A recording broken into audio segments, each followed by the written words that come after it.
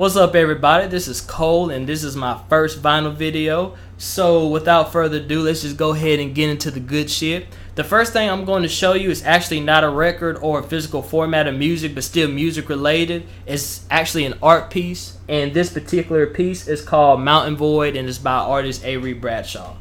Avery Bradshaw is the bassist behind stoner death metal band called Giger, and they're from my city, Columbus, Georgia. I did a brief write-up on them and two other local bands on ninecircles.com, and I will make sure I leave a link to that in the description below. But I show that to say this: that particular piece is actually the cover art for his second band called Nod, which is a stoner doom band. They have an EP coming out sometime in March, I believe it's early March, so make sure you check that out. They have a single called Mountain, and I will leave a link to that in the description below.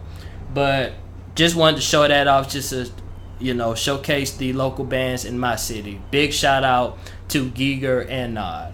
So the first record that I'm going to show you today is actually a personal favorite, and it's Controversy by Prince.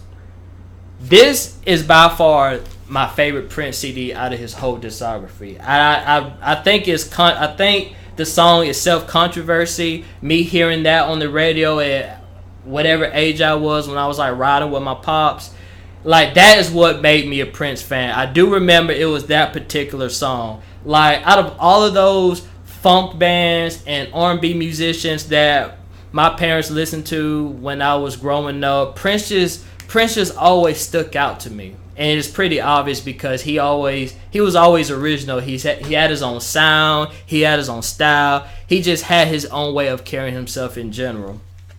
But going back into the record, like I said, Controversy, I'm pretty sure that was the first Prince song that I heard, and instantly I became a fan. I've been a fan of his since I was a little kid.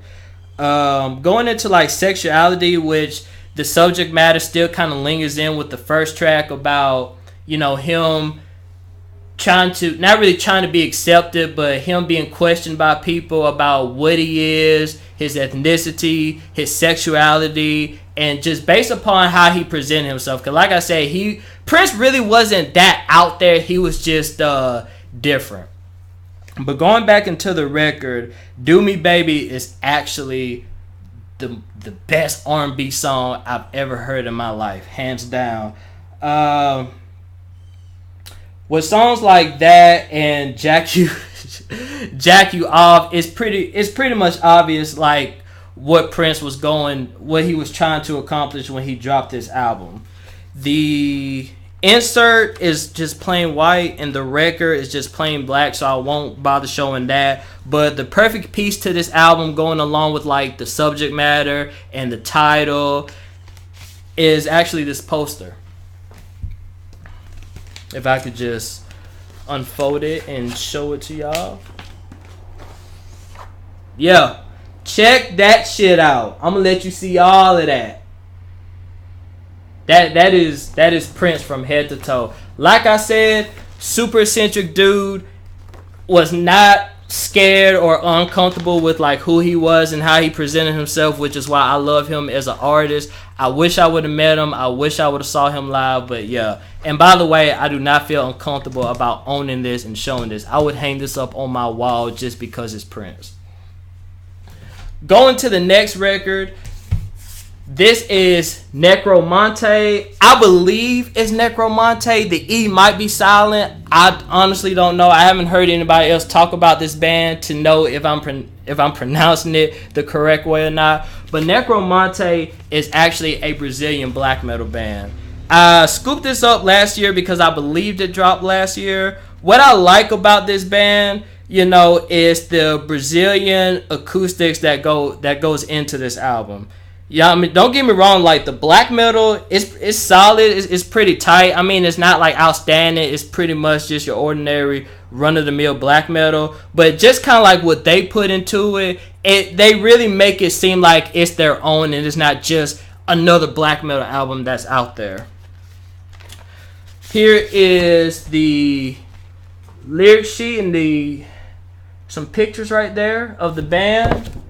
Make sure I turn that around. Going into the record, like as far as the tracks go, my favorite ones are like Occult and Initiation, you know, just because it has like that I don't want to say like that typical black metal sound to it, but it kind of makes you believe that you're getting into something when you listen to those two songs. I mean, the whole album is jamming. You know, those acoustics sections that I mentioned earlier, they pop up here and there between the album, but on, let's see, Prelude to Movement, that's actually before Bafflement Movement, there's this flute that just completely just lays down the overall, I don't want to say idea, but just lays down the overall gist of what they were trying to accomplish. Like, I never heard this kind of thing in any metal record before. So when I heard this on Bandcamp, I definitely had to scoop it up. And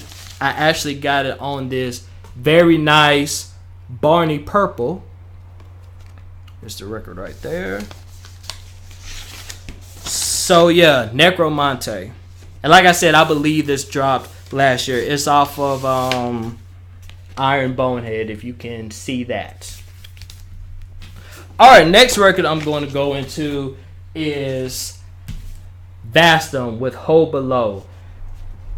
I'm pretty sure everybody should know about Vastum at this point. They're not like super underground or whatnot. That the sound they have it does kind of sound like that underground type thing, but you know, they're on $20 band. They're from San Francisco, death metal band, super awesome with doomish elements to it.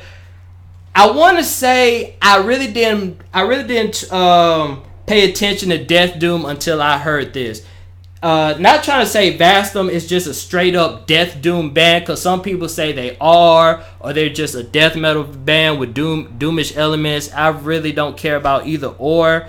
It's just that I never really heard death metal within like that tone or tempo before. So this is definitely what kind of raised my eyebrow at Doom Death, or Death Doom. Sorry, I completely fucked that up.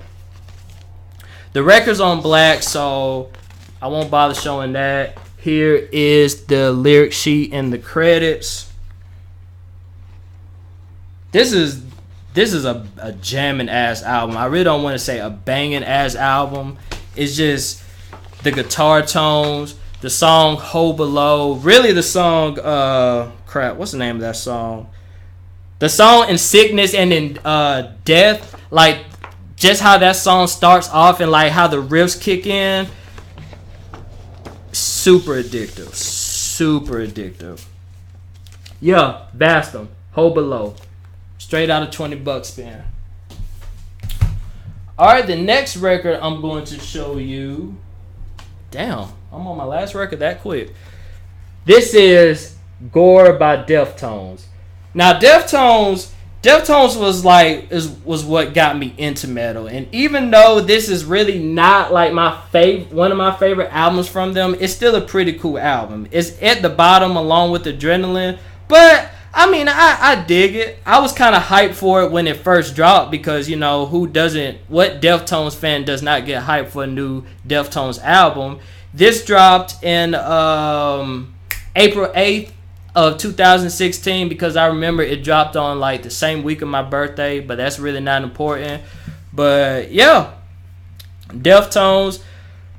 Prayers and Triangles, I was really crazy about that. I believe that was the first single that dropped. I was really crazy about that song when I first heard it, but you know, kind of like listening to it now, it's just okay. Doom User is still banging. That's a banging album. Hearts and Wires, I love like how mellow it is in the beginning. Phantom Bride with the Jerry Cantrell guitar solo. I mean, it's not anything to really brag about. It's a nice touch, but you know, it was pretty typical. I don't want to sound like I'm dogging this album, because it's still a cool album. It's just, you know, not really my favorite. And I say that to say I'm a Deftones fanatic. My favorite album, I really don't want to say that this early in the game, but you know, between Kono Yoken and Diamond Eyes, like, yeah, this doesn't hold any weight, but it's still a cool album. Let's see. This is just the credits on the back. But you know, there's that insert. Well, not the insert. That's just a little extra piece to it. And I actually got this record on cocaine white. Pretty clear, pretty player, pretty plush. Deftones, Gore. Well, that does it as far as my records go, but I do have one honorable mention. I don't think there's a vinyl. I mean, I don't think there's a record available on this, so I had to scoop up the CD, but which is still pretty good. This is Pissboiler with In the Lair of Lucid Nightmares. Pissboiler is from Australia. I forgot what part of Australia they're from, but they're like a droney doom metal band. But I do hear like some sludge elements here and there. Hey, this is by far one of the best doom metal albums I've heard since I've got into metal, and I can say that with 100% seriousness. And I don't have to take that back. Like, I can stand behind that. What I really like about this album is just the overall mood of it, because like I was telling one of my partners, you know, I mean, it's a cool thing to like be in the middle of the ocean with a whole lot of like metal albums that sound good, and you pretty much just jumping all over the board with it. But like, how often do you get to, you know, listen to something that really captures you emotionally? You know, not trying to like be that type of person where, you know, how does the album make you feel? But goddamn, man, when the album like really hits your heart, and it kind of like really has you thinking about what the band was trying to accomplish as far as like mood and setting, like, it's definitely a beautiful thing. But going back to the band, you know, listening to this, you know, it kind of puts me in the same mood as like listening to Bell Witch and listening to Foreign. It's just awesome, good doom metal, just layered out so perfectly, but not with too many layers. Like, you know, this album is pretty much a low point, and that's where it keeps you. It keeps you low. Like I said, they're from Australia. Going into the songs, Ruins of the Past, like, just as soon as that song starts and just like that pummeling bass that hits you, you're going to feel it in your chest, and it pretty much keeps you there. Stealth is just a certain section that's being looped throughout the song, so, you know, I won't talk about that. But the last song, Cutters, like the sample that they use before the song starts, and like just when those guitar tones kick in, like, it literally, I don't want to say it makes you want to cut yourself, but just kind of how like they kind of scissor out throughout the song, it really plays in, which is, you know, the overall idea of the song. So I had to mention this because this was a personal favorite. I found out about it like late last year. I take that back. It came out late last year, but I didn't come across it until early this year. If I would have came across this last year, I would have had a top 11 instead of a top 10, because I don't want to take any of the albums I have on my list off for this, but this had to be included. What initially attracted me to this, you know, I was just being nosy on Bandcamp one day, is the album artwork. You know, like that oily type style, it really reminded me of the Desolate Gods album cover by Father Be Foul that also dropped last year. You know, I didn't really expect to get the same exact thing when I saw this, but, you know, it looked interesting. And then, you know, look at that logo. Like, come on, you can't pass that up.